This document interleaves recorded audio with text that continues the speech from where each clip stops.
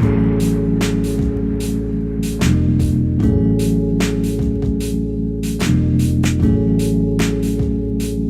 morning, everyone, and thank you for participating and welcome. And thank you for participating in the Know Your Candidate Forum, sponsored by the Georgetown Cultural Citizens Memorial Association and Georgetown and Southeast Georgetown Community Council, lovingly known as GCCMA and SCGCC. My name is Regina Durden, and I will be your moderator for this session. Mr. Chuck Collins with SCGCC will be our engineer and will be assisting in questions and keeping track of the questions and keeping time as we go through this session. This morning, we're going to be taking time out to get to know our candidates running for the City of Georgetown Council Member for District 6. Our candidates are our incumbent, Ms. Rachel Johnroe. Hello, Rachel. Hi. And our challenger, Mr. Michael Walton. Mr. Walton, could you say hello? Good morning. Good morning. And thank you so much for being here and taking time. You know, it's very important that we all get to know our candidates and allow you the opportunity to answer questions that our community is concerned about for this election 2020. But before we get started, I do have a few announcements. Everyone is on mute right now to preserve the quality of this forum. The forum is being recorded right now so that it will be posted on the SCGCC and the GCCMA website. We are asking our questions on the Slido, slido.com site, and it's session K263. That's session K263 on www.slido. Questions will be asked based on popularity. Now, we did send some of the questions to our candidates beforehand, and we plan on asking those questions. But if we see that there are some pressing questions that have not been given, we will move our questions and ask the questions that you feel are most important. So please don't use the Q&A or the chat box that's within Zoom. Please use the Slido. So now for our format, okay? The format will begin with the candidates given 3 minutes to do opening statements. And then we will follow with a series of questions that we will also allow the candidates 3 minutes each to answer. And we'll just keep asking the questions as time allows. And we expect that the questions may change depending on the popularity in Slido. So, do you have all of that? And are you ready to begin? If you want to get a really good view and you want to look the candidate straight in the eye, then go to speaker view rather than gallery view. It's your choice. Okay, so let us begin. We'll begin with, like I stated earlier, we'll begin with introductions. Each candidate will be given 3 minutes to introduce themselves. We're asking them to include their backgrounds, explain to us why you're seeking this position, and what do you see the major duties and responsibilities for the position. We'll start with Ms. Johnroe. Your 3 minutes will begin now. Thank you, Regina. Thank you, Chuck. And thank you to everyone that's involved with the GCCMA and the SCGCC. I really appreciate you guys putting this important forum together. And I think the questions that you guys are asking today are particularly important ones during this time. Looking at the format we're engaging in today, it's a new one for a lot of people, and it's required us to sort of be flexible and pivot quite a bit. It's also a reminder that we are living through a pandemic right now, and we are all in uncharted waters together. The latest numbers for Georgetown when it comes to COVID-19 are there are at least 1,500 cases that have been diagnosed in Georgetown. There's probably more, 23 deaths. And I want to let everyone know that those of you who are mourning the loss of a loved one, if you're taking care of someone that's recovering, if you're recovering yourself, my heart is with you, and I'm committed to helping the community during this time, so please reach out to me. Was that a buzzer, or was that?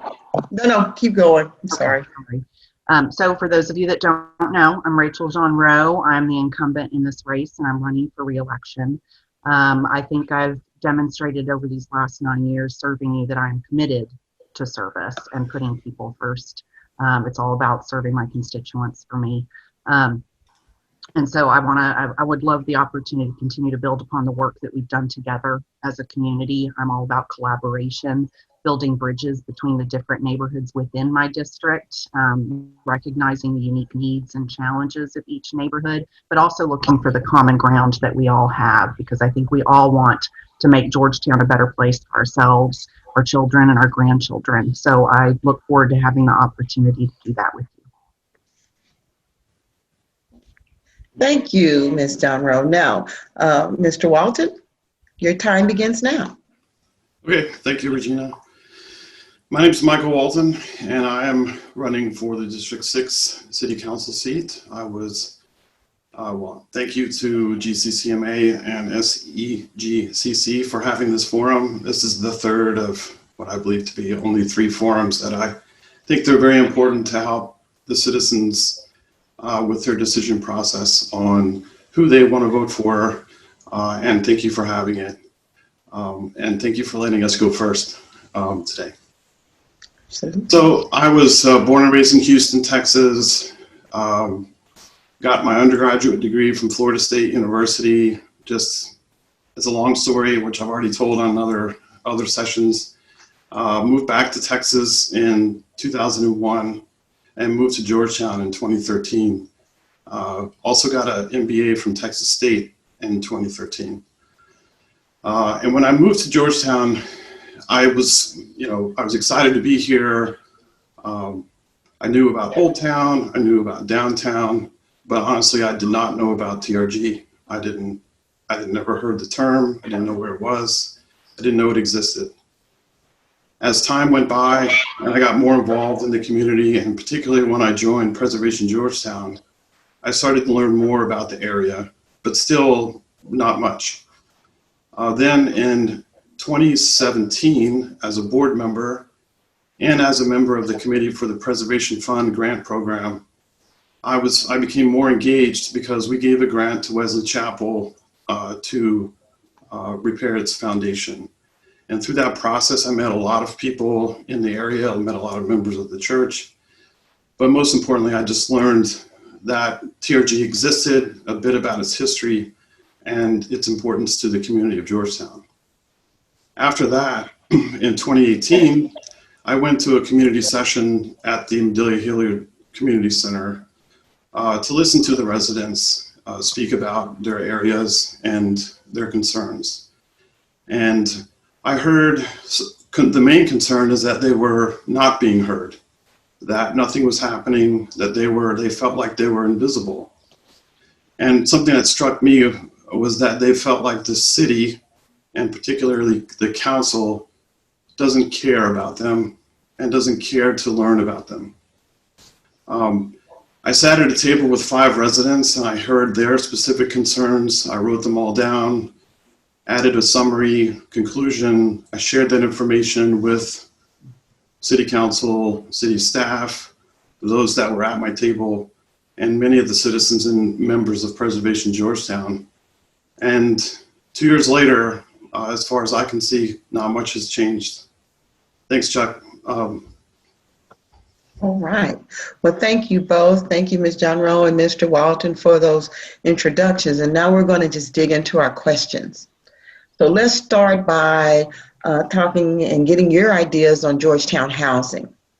In 2030, the 2030 Comprehensive Plan was adopted by the City Council on March 10th, 2020, which includes housing elements with 3 themes. 1, affordability, neighborhood preservation, and diversity. It appears to be difficult to initiate conversation with leaders about affordable housing, and its subject is continuously placed on the back burner while there's a waiting list of up to 2 years for affordable housing. What we like to know is, what are your criteria for determining the needs for constructing new affordable housing for, the everyday worker, the industry worker, the retail care attendant, health professionals, teachers, senior citizens. Mr. Walton, we'll begin with you. Your 3 minutes begins now. Thank you. So as is mentioned in the question, affordable housing includes a variety of groups with a wide variety of economic situations. And I believe that whatever we build in Georgetown needs to address that variety. So it's not just the lower end of affordable housing or the middle or the upper, it's all of it. And we need to be sure that whatever is being proposed will be suitable for that variety and available to those that need it without putting undue burdens on the city as a whole. I do need to learn more about this topic, and I have already started some conversations with a few people that know more than I do, and they're ready to educate me. We're just getting started with that, and it's focused on email right now, but I welcome that information. I do need to learn more about this subject. I do believe that incentives should be thoughtfully used.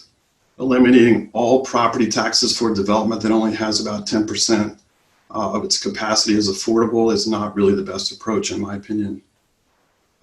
Outside of property tax, there are other ways to incentivize these developments, and we should explore what those are and how they can be used. Lastly, I think that whatever gets built needs to be built in the right place with the appropriate infrastructure. We shouldn't just build it to build it if it causes new or additional problems for those that are going to live there. Thank you. Thank you. And Ms. Johnroe, your 3 minutes begins now. Thank you. I think it's pretty clear that the need and the criteria already exist. You mentioned the 2030 housing element, which makes it very clear that affordability in housing is already an issue. You can also look at the Southeast Georgetown Needs Assessment that was done with the Georgetown Health Foundation. You can look at the data and the recommendations from our Housing Advisory Board. You can look at the results from the On the Table events that were hosted across the city, our citizen surveys, everything, every document that's available to us in recent years on this topic makes it clear that there is a need for more affordable housing in Georgetown. And with the rate that we're growing, in order to keep pace with that need, we need to see more investments, and we need to see more positive votes in favor of a variety of affordable housing options, not just large multifamily developments stuck along the main arteries of our community. We also need to see it integrated more thoughtfully and in smaller infill projects. We need to see it involved in the ground up from our planned communities that are going in. There's a lot of cities out there that already are doing this successfully. We don't need to reinvent the wheel. We can look at the St. Paul area where they've had an excellent program. We can look at places like Detroit that have been making these kind of investments in their communities because they understand that those communities that have affordable housing options thrive. Okay, they benefit everybody. When we have diverse groups of people living in the same city, in the same neighborhoods, it lifts all boats. So I think we need to see a city council that is not just paying lip service to this idea, but making significant policy and financial commitments to remedying the current deficit we're already in and being in a better position. I also think that we need to make sure that it's geographically across the entire city, that we're not seeing clusters in any one area, because we need to consider the impact on our schools. And also, again, it's a benefit. When we have diversity in every area of the city, every school will benefit. Those students and families will benefit. And we also need to expand. A lot of the discussion in recent years has focused on workforce housing, and I think we actually need to expand that discussion and also talk about transitional housing, because we have a significant homeless population in Georgetown, and it's not always what people think it is. Our housing community is a houseless community, is teenagers who are couch surfing because they've been kicked out of their homes. It's women that are leaving abusive situations. So we need to recognize that and meet that need immediately. Right. Thank you, Mr. Walton and Ms. Johnroe, for your responses. Now we're going to kind of move on to neighborhood preservation. Very similar, but there's been a lot of discussion about and concerns about neighborhood preservation. And I think Mr. Walton mentioned TRG and For at least the past 2 decades, the residents of the Track, Ridge, Grasshopper, TRG neighborhoods have fought to preserve history and culture of their area from encroachment, increased traffic, the building of oversized housing, and other hazardous conditions. The results of a recent survey, as I think you both mentioned, indicated that the residents want to allow homeowners to remain in their homes without being subjected to commercial development and increased property taxes. We know that Georgetown is one of the largest, fastest, not largest, but the fastest growing towns in the nation. And so this is something that needs to be addressed. We need to know, how will you assist TNRG residents achieve their goal, especially because you're representing that area. What new or different ideas or approaches do you have in resolving these community issues, involving the community itself in developing these neighborhood plans, and ensuring that they have a vote and a role and a voice? We'll start with Ms. Johnrow. 3 minutes begins now. Thank you, Regina. One of the interesting data points for me that came out of the update to the 2030 plan was to look at my district and see that it actually has the second highest property value in all of Georgetown, and yet we also have the lowest incomes on average in my district. So what this does is set up a perfect storm where many of us living in this district are sitting on some of the most valuable properties in all of Georgetown and one of the fastest growing cities in the entire country, and yet don't have the resources to make our voices heard at the city council, or to hire lawyers to protect us if we think something's happening, or get any of those. We don't have, a lot of us don't have those tools that are available to more wealthy communities. And I couldn't agree more that it is taking too long to afford some of the same protections to our historic minority neighborhoods that we've had in the Old Town overlay for years. Now, I actually don't know how long it took to get those over the downtown the guidelines for the downtown and Old Town. I imagine it was a process that took some time. We are working on the small area plan, and I think we need to be thoughtful and invest the time we need to do to get the right product, so it is something that the entire council and the community can all get behind. And I am eager to get that end result, but we need to be thoughtful that we're not going too fast on that.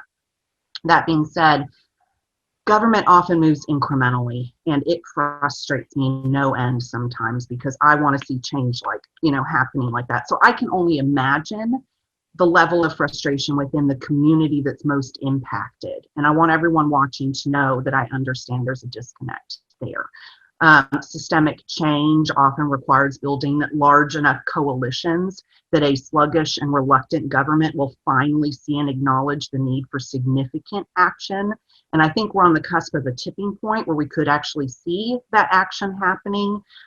We have seen traffic mitigation plans put in place that are they're brand new, and so I'm waiting to see what the actual results are. If it actually, when people implement that, to get staff working on looking at mitigation measures, for example, on scenic. We still need to see what the result is, and I'll be watching that very closely. We also need increased awareness outside of the TRG about your rich history and culture. We need increased awareness and participation in related events, like participation in the Shotgun House tours and Juneteenth events.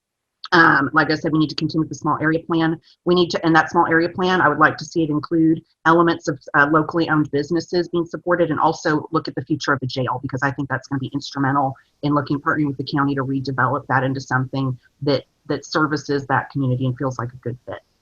All right, thank you, Ms. Johnrow. And Mr. Walton, your 3 minutes begins now. Okay, thank you. I think we've been hearing some things that are interesting and concern me a little bit, which is that the residents feel they don't have a voice in council, and that they are not being heard. I walked through the TRG neighborhood a couple weekends ago, and one of the things that really jumped out at me was when I met some folks and talked to them, is when I met a younger lady, she said she lived in her grandmother's house, and across the street were her aunt and uncle, and around the corner was her mother. I talked to another young lady who told me a very similar story. Her family's lived there for 4 generations. You started the question mentioning preservation, and I think by far the most important thing that needs to be preserved in the TRG are those community relationships and the heritage of the people that have been there for so many generations. Of course, the buildings matter too, but the personality and the community aspect I think is most important. I think the development of the small area plans is a good start, and we certainly need to continue to engage with the residents of the TRG to get their input, but we also need to make sure absolutely that they understand what is going to be proposed. They need to sign up for it versus it being signed up on their behalf. I think an easy first step to help with this issue is to formalize the boundaries of the TRG, install some signage that informs people about the area, and get the history documented and posted on the city's historical website. We have that for Old Town and Downtown. We don't really have that for TRG. And then lastly, we need to take action. We need to ask for the input, get it from them, and actually use it. Take action. Something needs to be done, and at least since I've been in Georgetown for almost 8 years, I don't see anything that has been done, and that needs to change. Thank you. Thank you both for your responses. I heard, that, there needs to be a voice. It's to me, it's ironic that city council is right around the corner from the people that they're not even willing to hear. So hopefully through this conversation and after the election that their voice will be heard, especially since they're in the same neighborhood that we're having the conversation. So next, let's just move on to there's a lot of things that have been going on in addition to COVID. As you know, there's been civil unrest on every hand. Do you believe that systemic racism is an issue in Georgetown? And if not, could you tell us how will you work with the community who does believe that it does exist? And if you do believe that it exists, what will you do to assist the community in addressing this issue? Now, this could include, how are we addressing current protests and wearing masks and all of these different issues. And then on the other hand with that, we know that the police chief, Nero, has an initiative called Community to improve relationships and policing in the Georgetown community. What are your thoughts on his initiative, and how do you think it will help as we look at and talk about systemic racism or civil unrest? We'll start with you, Mr. Walton, and your 3 minutes begins now. You're muted. Sorry about that. So again, the way the question is worded, I think it's important to note that it doesn't matter if I personally believe it exists or not. If anyone believes it exists, or if it has happened to them, then it matters. And it's very important that we identify exactly where it is, what is happening, by whom, and when, all the details of it, so we can eliminate it. Just saying that it exists or believing that it exists, to me, isn't enough. If it is happening, we need to stop it. I need to be educated and informed. This, if it is happening to somebody by the nature of racism, it's likely that it's not happening to me, and I'm not experiencing it personally. So I need to hear about it. I need to know where, when, and where, so I can take action. It's not enough for me simply to take action within my own life and avoid it, not do it. We need to make sure that we know where it's happening. And the only way for this to happen is for me and everyone else to listen. We need to engage with the people that have experienced it, get the details, and take their action. As for protesting, I think the First Amendment rights enable us to do so, and I will support peaceful protest in all forms. I'm not, did I answer the wrong question? No, here we go, sorry. No, yeah, I have a lot of questions within my questions, so Yeah. yes, you're on track, you're on track. So as far as the community initiative, I'll try to be quick here. I think it has a merit and promise, and implementing the advisory task force is a significant step to ensure that both the citizens and the police department have a voice. When I moved here, one of the first things I did was go through the Citizens Police Academy, and that really opened my eyes to the complexity of the department and everything they do. I think GPD has done a good job of getting officers out into the community, but we need more of that. If you put faces to names and everyone gets to know each other, then we can establish respect and understand where everyone's coming from. Lastly, I just want to say I was endorsed by the Georgetown Police Officers Association because I do support GPD, and I think we need to work with them to ensure they have the resources and the ability to get what they need and successfully implement initiatives like this one. Thank you. Thank you. Thank you both for your responses, your open and honest responses on that. And hopefully we'll all find a little bit. Yes, I haven't ma'am. had an opportunity to respond. Oh, I'm sorry. I'm getting confused. I'm so sorry, Rachel. That's all right. I know going back and forth. Yeah, I think I got thrown off when someone came in. So yes, I'm sorry, Ms. Johnroe. Please, your 3 minutes begins now. Okay. Well, first of all, I do believe systemic racism is real, and I think it is an issue everywhere, not just in Georgetown.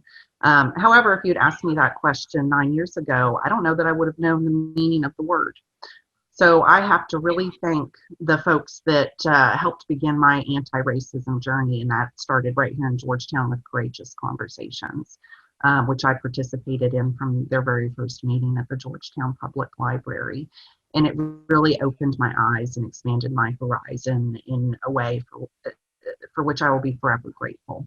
It's changed my life. It's having an impact on my own children's lives, and will probably affect future generations of the Johnroe family, because there's no going back once you recognize that there are systemic issues in this country that need to be addressed.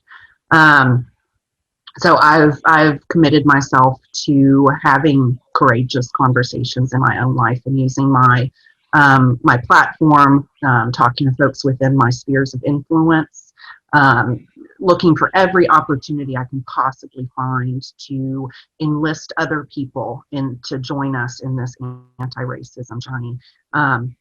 And not only that, but going from being not just an ally, but in social justice circles, you talk about moving along the spectrum of anti-racism to the point of becoming what's called a co-conspirator. You know, that's the language that they use in social justice. And that means that you are walking arm in arm. You are willing to put yourself in front of people to protect them. You are willing to risk your own comfort and safety in order to make sure people in vulnerable populations are not having to take that risk all the time, which they have historically had to do. I'm also committed to the message of Martin Luther King and what he's shown with peaceful protest, that is the most effective method we know of to address and create positive change within communities and systems and nations. So everything I've seen in Georgetown has been incredible, and I've gone to every peaceful protest I've known about and been able to attend downtown. It's in the heart of my district. These are my friends and neighbors and allies and co-conspirators. And everything I've seen has been incredible and life affirming, and has really, I think, seen these coalitions building and people coming together from all walks of life has been an experience that I will always remember. When it comes to the community initiative, honestly, I'm waiting. I'm giving Chief Nero time, and I'm waiting to see what the results are. But I would personally like to see it have oversight authority. I would like them to address the issue of school resource officers. And those are just a couple things that I in particular will be watching for. So I am cautiously optimistic and watching, but I really, it's all going to be about the result for me. Perfect. Thank you so much, Mr. Walton and Ms. Johnroe, for those candid responses. Maybe if we can get another community forum, maybe we'll get Chief Nero to come and talk to us about community. So let's move on to economic development and living wage. Could you just give us your thoughts on this about the city of Georgetown, leading the way to providing at least a living wage compensation for all of its employees and insisting on the same for companies wanting economic development incentives to relocate to the city of Georgetown, as well as vendors and their contractors. How do you think we can address this issue? Ms. Jamro, we'll start with you. Your 3 minutes begins now. I do feel the city has an obligation to invest our tax dollars wisely. And for me, wisely means paying a living wage. Because when folks that work for the city, when our contractors and vendors are making living wages, then they're going to be able to turn around and contribute even more and put more money back into the community. So I think it reaps dividends on the back end when we make that investment up front. I know a lot of the folks that were involved in there was a spinoff from Courageous Conversations, a group of folks that did the research and actually looked at the data for local government agencies and what they were paying and what their deficit was for the number of employees that did not receive a living wage. And fortunately, the city was at the bottom of the list. GISD and the county were a lot higher than the city in terms of number of employees that didn't make what was considered a living wage, which was based on the MIT model, if anyone's looking into that. So the city is actually well positioned that we could quite easily make that investment in our employees and our contractors without it being a huge financial cost. And this is something I've been trying to get support for. There's the issue is with our part-time workers and some of our contract workers. We need to put more effort into analyzing that, and council should be asking some hard questions. We also should insist if a company is going to get economic development dollars, then they need to demonstrate that they're going to pay a living wage for all of their employees. A lot of the data that we get for these proposals, economic development proposals for some of the larger companies, is that we see the average salary. And I've actually I've asked them to change and they've implemented this to give us the range of what people get paid at those businesses. So we can see both the top CEO, what they're making, all the way down to the janitors and the support staff. And we need to say, if you want economic development dollars, then you're going to have to meet this metric of paying a living wage. I also think we need to make a commitment as a city to investing a set percentage of our economic development dollars back into locally owned businesses. And we need to also do that with our locally owned minority businesses in particular. A lot of folks know that we've lost a lot of our historic Black owned businesses, for example, Perry's Garage. So we need to look to see what we can do to build back that vibrant community that did used to exist, but unfortunately doesn't any longer. Thank you, Ms. Jamro. Mr. Walton, your 3 minutes begin now.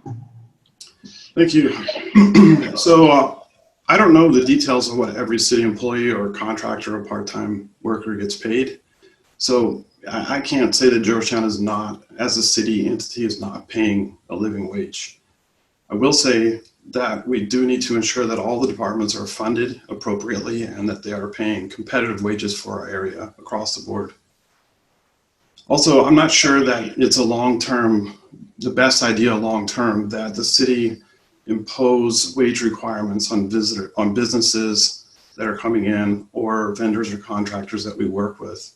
We certainly should make suggestions and recommendations, and we could use the information when we're selecting vendors or contractors, or deciding on which businesses may or may not get incentives or any other help. But ultimately, I think it's up to the employer, the employees themselves, and the market to decide what the wages are. Lastly, I think what's most important is when it comes to new businesses, we need to attract those businesses that are, by their nature, paying good wages. The term high tech comes up a lot, manufacturing. I think we all know what those types of businesses are, but we need to encourage them and attract them to Georgetown and not worry about whether or not they're paying them, because the nature of their business is that they are good paying jobs. And finally, related to one of the other questions, we also need to make sure that there are housing options available for their employees. So when those businesses come here and they're paying the living wage, then we want those people to live here and spend their money and their tax dollars within Georgetown. Thank you. Thank you. Thank you both for that. Well, since we have a little bit of extra time, I'm going to try to combine some of the questions that I'm seeing on Slido for you to address. And I'm kind of thinking that one of the themes is community involvement. You know, with the TRG neighborhood and all of the things that are going on with the neighborhood, there's a lot of questions or concern about how will you get the neighborhood, the community involved, sorry. So what is your idea of what does engagement or involvement mean to you? And how will you specifically get the neighborhood and the community involved in whatever plans that you have with TRG? Ms. Jonro, we'll start with you. If there's one thing I've learned over the last 9 years is that engagement, true engagement means going to where people are and not just sitting back and waiting for them to come to you. So I have long looked to expand my accessibility by being available through every platform and means I can think of, and anyone that makes other suggestions, I'm always open to that and trying something. So having, regular coffee talk meetings at the library, being available on various social media platforms, giving my making sure people have my email, giving my personal phone number to as many constituents as I possibly can, walking neighborhoods when there's something coming up that I think they'd be interested in, delivering flyers, hosting neighborhood night out events for the last 10 years and doing it in different locations so I reach different parts of our district.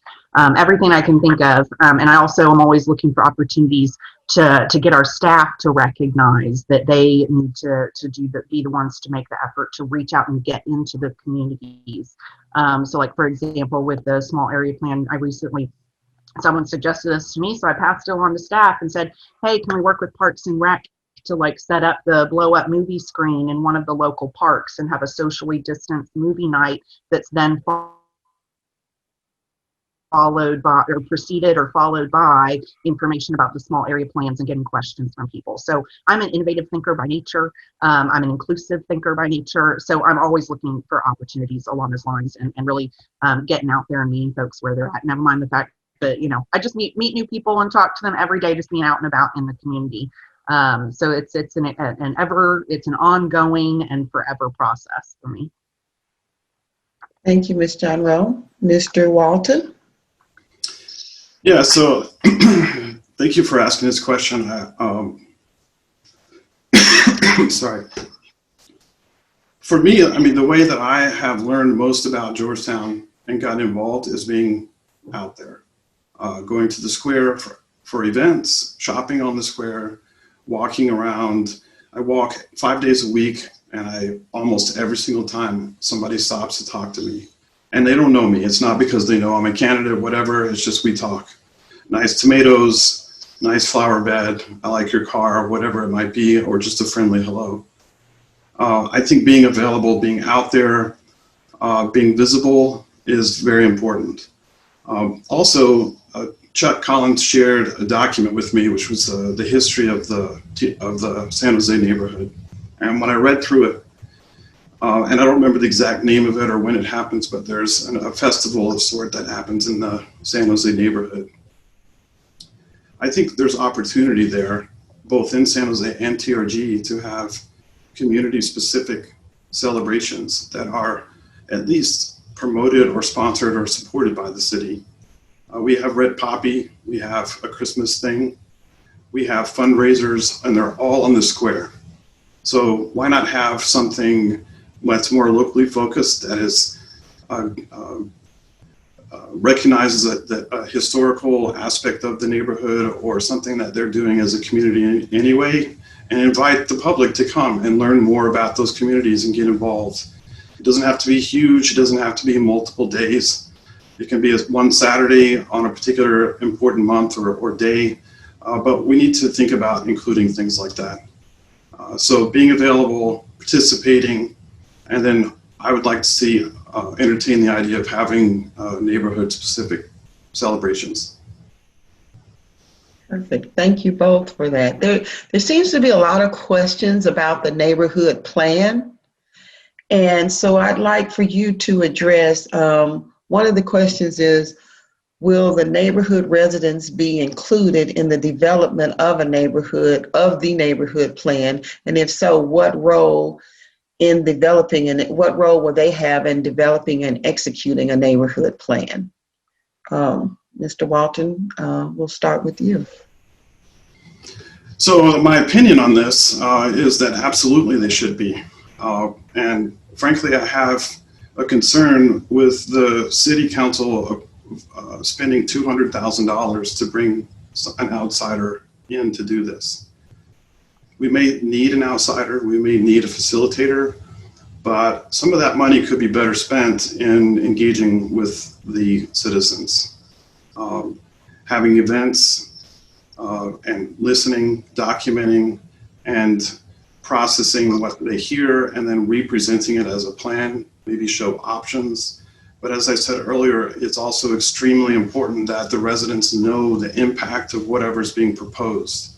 And we need to figure out some way to, for lack of a better word, to have a vote, I think. So some people may not be able to participate, people may not necessarily want to participate, or they are discouraged from doing so because they feel like they haven't been heard. But if something were made available to them anonymously, privately to review and possibly vote on, I think that would be also very beneficial. Ultimately, I think the biggest issue here is recognition of the area and the history of it, and we could do that immediately with very little expense. What I have heard is nobody knows about us, nobody cares that we're here, and I think if we can change that ASAP, then we're making great progress. Thank you. Thank you, Mr. Walton. Ms. Johnrow? Yes, thank you. I think that community involvement is instrumental in the small area plans. From what I've seen when they've done similar plans in other cities, it really is supposed to be a ground up swelling of support for an idea that is generated by the citizens themselves. And any consultant we bring in needs to be absolutely clear and on board with that they're only there as facilitators to help expand outreach efforts, to gather the feedback and then put it into a document that is then distributed and accessible to all. So we want to make sure that any contractor we bring in is absolutely clear on what the goals are, and then and sticks to that. For anyone that went through the update to the downtown master plan, just for comparison, the city spent $250,000 just on the update to the downtown master plan. So it's not unusual for us to make significant investments in these kind of guiding documents, and they're important because staff uses those to then make recommendations to council, and they follow those documents. It's a little wonky, but it's true. You know, these documents are incredibly important. But yes, it needs to come from the ground up from the citizens that live in those areas. There was a podcast recently with a UT professor that's been doing work in Texas about expanding our definition of history and recognizing that the history isn't just found in, these fancy buildings, but it's found in sometimes in empty spaces too, or in places that don't get the same sort of recognition as some of our other historic neighborhoods. And I think that I'm seeing growing awareness at the staff level, and at the elected official level, that this is the kind of lens we need to use when looking at areas like the TRG in San Jose. And there's also things we can do. I wish that the council had approved some sort of moratorium while we're doing the small area plan, because I think that We're already seeing changes there and development that's having an impact, and that's making people more and more concerned about the future, their future ability to afford to live in their own neighborhood. But they did not do that. However, there are things we can do to pursue landmark status for buildings within this area while we're waiting for the small area plan, and also addressing the other concerns that we've learned about regarding, traffic and the speed of traffic and parking. So it's a multi-pronged process, that's for sure, to get to address, because you guys are not a homogeneous community. There's a lot of different needs that need to be met. Thank you both for your responses, and that there seems to be a lot of questions and concern about inclusion and being included in the process. And I just personally hope, because I'm kind of do this as a living, is even as you guys begin, and I don't even know what stage you are at working with a contractor, but before you even start the contractor process, that you make sure that you're getting the community involved in what is it that you're getting the contractor to do. It's almost you're bringing them in at the end of the game after you've already told the contractor what to do. So hopefully there will be engagement with the community before you even start the contracting process for someone to help. That's just my 2 cents. So with that, we're almost at our time, and if we get a few more, get another question in later, we will. But I do want to ask you to give me some closing remarks as we wrap up.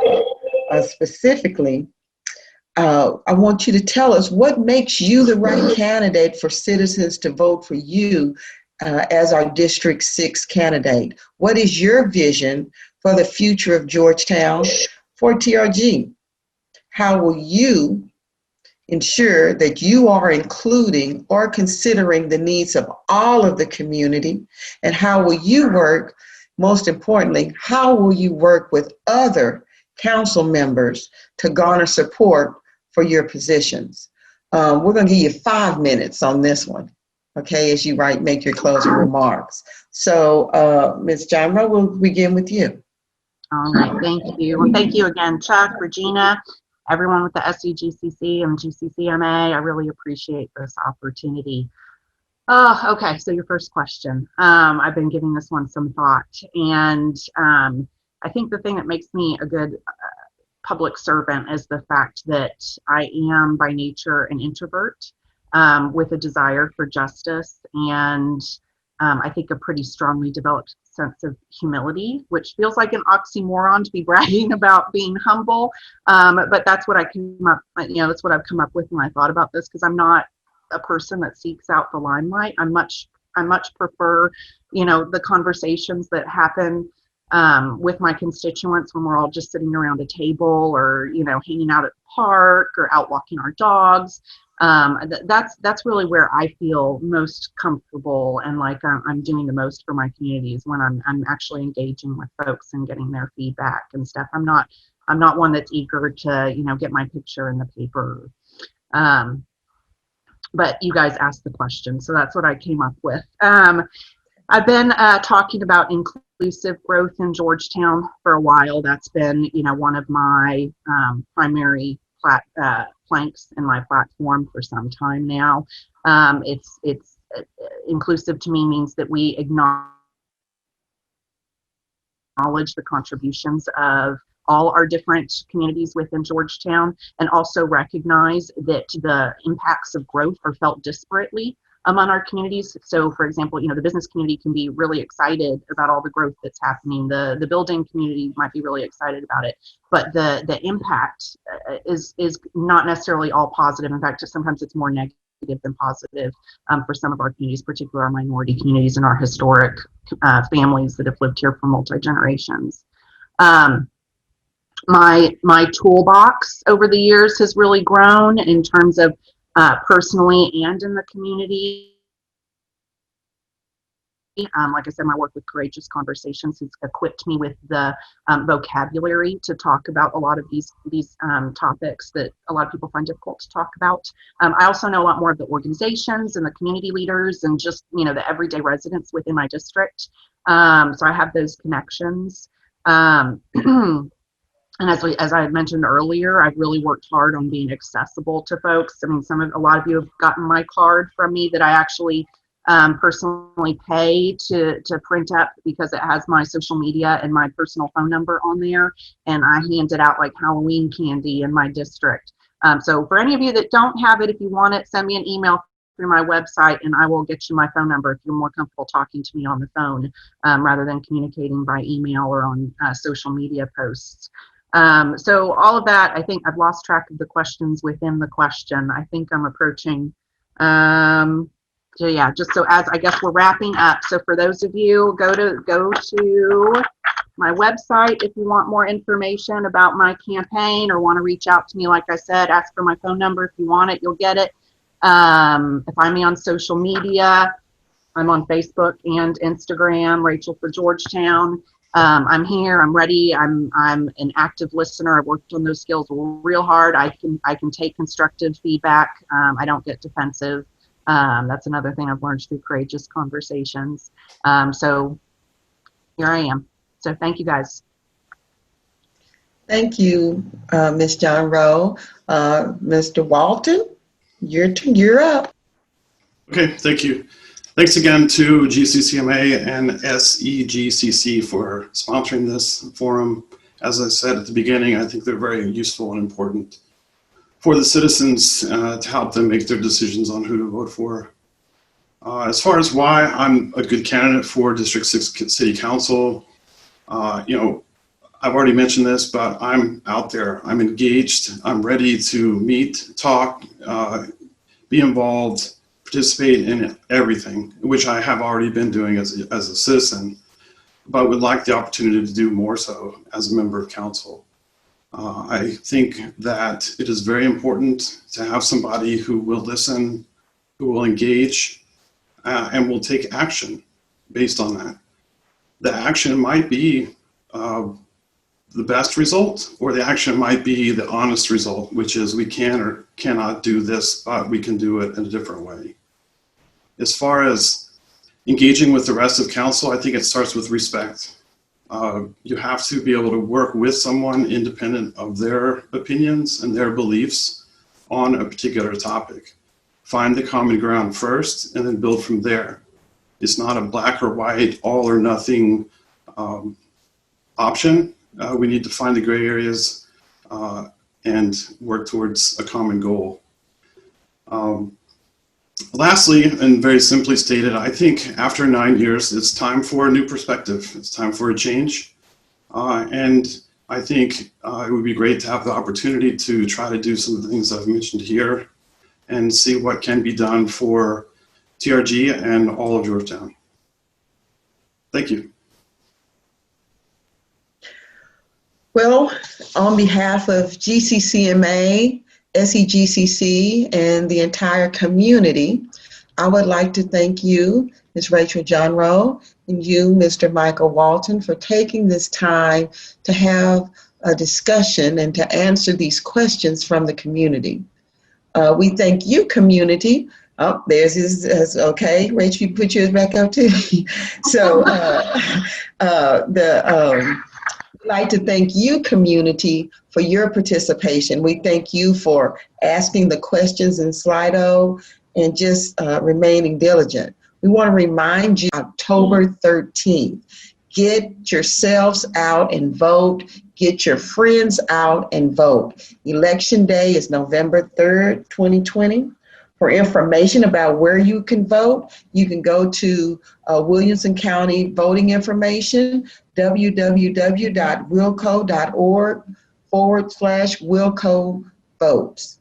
You can also go to the GCCMA website, www.gccmatx.org, and go to Community tab.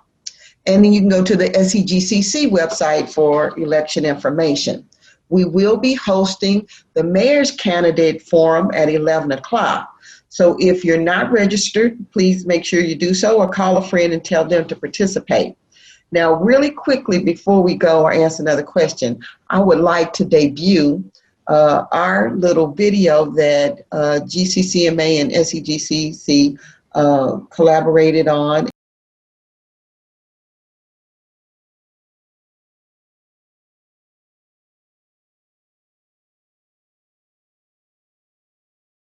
Hello, Georgetown community. The Georgetown Cultural Citizens Memorial Association, in association with the Southeast Georgetown Community Council, brings you greetings and voter information today. November 2020 is a historic time. As we deal with a global pandemic, we are electing our next president, a new mayor, city council members, school board trustees, and countless other races. In Georgetown and throughout the country, they are expecting record turnouts. So we want to take some time out to encourage you to vote. Here are 3 simple tips that we believe that can help you. First, know when you can vote. Early voting begins Tuesday, October 13th through Friday, October 30th from 7 a.m. to 7 p.m., Monday through Saturday. And on Sundays, October 18th through the 25th from 1 p.m. to 6 p.m. Second, know where you can vote. For specific voting locations, visit www.wilco.org/departments/elections/voting. We encourage you to vote early to avoid election day crowds. And third, there are no straight ticket voting this year, so completing your ballot may take a little time. You can print out a sample ballot by going to the Williamson County website, click on Voter Lookup, and Sample Ballot. You can mark your selections and bring them to the poll. So now you're ready to plan your vote. Thank you for listening, and don't forget to share this information and encourage your family, friends, coworkers, and neighbors to vote. So again, thank you again, and we will see you back at 11 o'clock.